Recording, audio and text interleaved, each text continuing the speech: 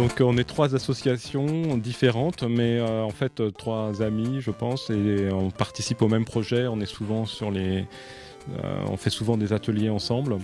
Et donc à cette occasion, c'est l'association ANAR qui organise l'atelier, mais avec l'aide de la Brigade Neurale et de Data Glitch. Voilà. Alors, le circuit de bending, ça consiste à ouvrir un appareil électronique et le modifier de façon un peu instinctive en cherchant des courts-circuits et ce qu'ils vont faire. Alors, l'usage typique en général, c'est un objet qui fait du son, tel qu'un jouet pour enfants, on l'ouvre, on cherche ce qui va modifier le son, on rajoute un petit bouton à cet endroit-là et du coup ça donne un peu une nouvelle vie à l'objet, on peut faire des nouveaux sons avec, modifier les sons existants. Il ne s'agit pas de comprendre au niveau théorique comment fonctionne le circuit, ce qui est par ailleurs très intéressant et très utile. L'approche qui est suivie ici, c'est un peu l'opposé. On ouvre cet objet, on regarde le circuit sans trop comprendre et par essai-erreur, en faisant des petits courts-circuits, en passant ses doigts mouillés sur le circuit pour faire passer le courant au travers de son corps, etc. Eh bien, on découvre expérimentalement des effets. Donc on ne cherche pas à expliquer par la science ou par l'électronique. Ce que ça vient faire dans un festival de musique électronique, eh bien, il faut comprendre que les musiciens, souvent, ils sont pauvres. Et donc, depuis presque les années 70, il y a cette approche systématique de détournement des déchets électroniques qui est utilisée dans le cadre de la musique expérimentale. Et peu à peu, très particulièrement dans les 15 dernières années, on a senti que ces approches qui étaient avant réservées aux musiciens expérimentaux ont commencé à filtrer dans le monde de la musique un peu plus pop, un peu plus grand public. Donc effectivement, dans le monde de la musique électronique, c'est pas du tout des pratiques rares. La modification, l'utilisation de jeux électroniques, etc. C'est des choses qui sont maintenant très répandues. Et voilà, donc c'est tout à fait normal que ces pratiques soient aussi popularisées, pas seulement au niveau des musiciens, mais aussi des spectateurs. Ça, c'est un petit clavier, un jouet des années 80 de marque Casio. Mais c'est un peu différent des autres. C'était pas un jouet de mauvaise qualité, c'était un jouet assez haut de gamme qui valait assez cher parce que ça contient un petit sampler. On peut enregistrer sa voix et la rejouer sur le clavier. Donc c'était un gadget assez évolué à l'époque. Si on fait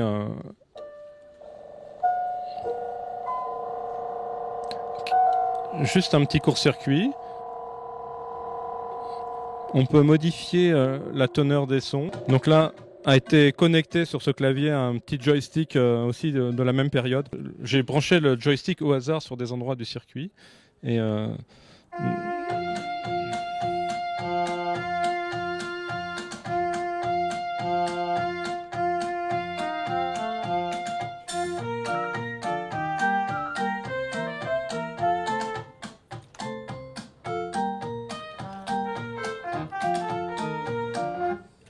voilà, donc ça plante, mais bon. Bon, l'essai-erreur, l'imprévisible, l'accident, voilà, c'est vraiment le domaine où ça fonctionne bien. Si on cherche quelque chose de vraiment prévisible, de reproductible, il ne faut pas chercher du côté du circuit de bending.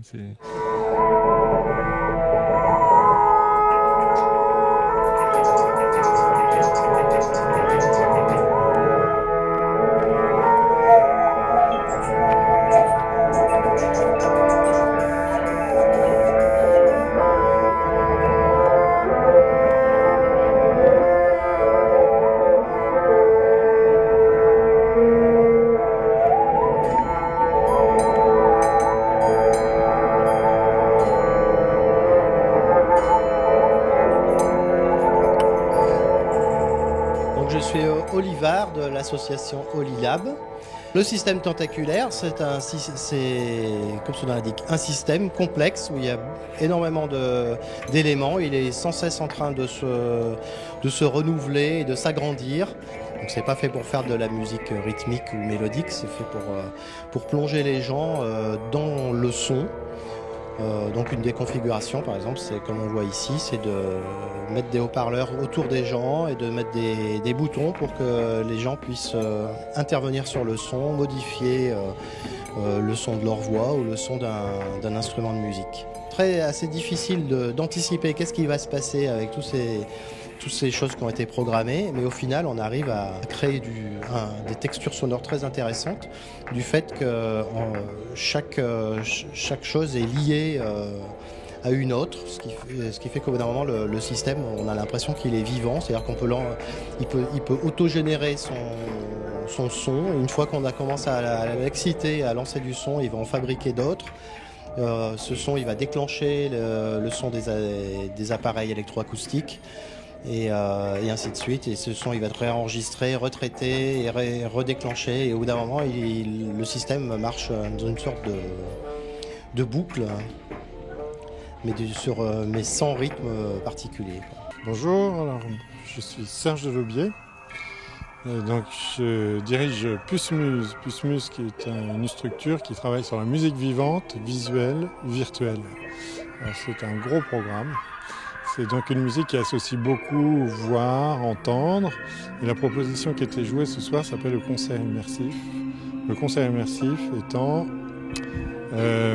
un moment de bonheur dans du son et de la lumière en grand. Donc le public est entouré par les sons qui circulent tout autour d'eux et regarde le spectacle sur un grand écran le plus grand possible pour s'immerger dans le son et dans la lumière. Donc c'est une expérience sensuelle avant tout, sensible, sensuelle et en même temps un petit peu vertigineuse et virtuose. C'est-à-dire qu'on utilise des interfaces gestuelles très sophistiquées pour manipuler tout ça en direct.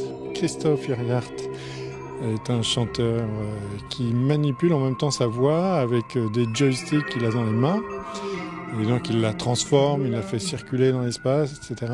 Et moi je joue de cette machine-là, qui est un instrument qui s'appelle le méta-instrument, parce que, comme son nom l'indique, c'est pas un instrument, c'est une espèce de super souris.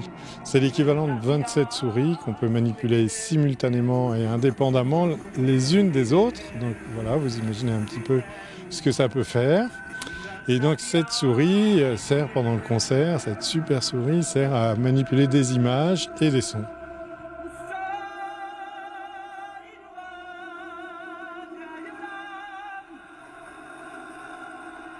En fait, c'est la deuxième année qu'on vient ici et on est venu déjà l'année dernière pour former des animateurs multimédia qui utilisent des logiciels qu'on développe et en particulier un logiciel qui s'appelle la MetaMallette.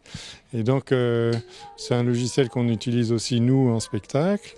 Et la MetaMallette est donc un logiciel qui permet de jouer en orchestre du son numérique et de l'image.